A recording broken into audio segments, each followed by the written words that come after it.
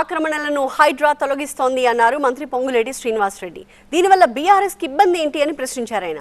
అయితే దీనికి కౌంటర్ ఇచ్చారు కేటీఆర్. కోట్లేసిన అక్షంతలని ఏనాడు మీరు సేకరించకుండా, వాటిని ఏనాడు పట్టించుకోకుండా, ఇందిరమ్మ రాజ్యం వచ్చిన తర్వాత బడా బాబులకి ఏదైతే ప్రజల సొమ్ము, ఏదైతే పేదోడు ఆస్తిని కొల్లగొట్టిన వారి ఆస్తుల్ని తిరిగి ప్రభుత్వం స్వాధీనం చేసుకుంటుంటే దాంట్లో మీకొచ్చిన కడుపు మంటే ఏంటో నాకు అర్థం కావట్లా. అందుట్లో మీ కపట ప్రేమ ఏందో అర్థం కావట్లా. కుంభకోణాలు లంబకోణాలు చేసిందంతా నీ కాంగ్రెస్ వాళ్ళే వెళ్తారు.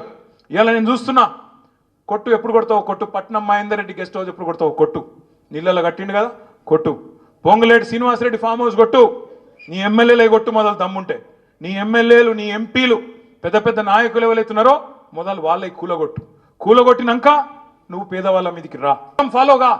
హైడ్రాకు చట్టం లేదు, మరి హైడ్రాకు చట్టం లేకపోతే చుట్టాలని ఎందుకు ఇచ్చిపెడుతుంది హైడ్రా? అనుముల తిరుపతి రెడ్డికి ఒక నీతి, అనుముల ఇంకా మిగతా బ్రదర్స్కి ఒక నీతి, మిగతా పేదవాళ్ళకు ఒక నీతి ఉంటుందా? ఇదేనా పద్ధతి?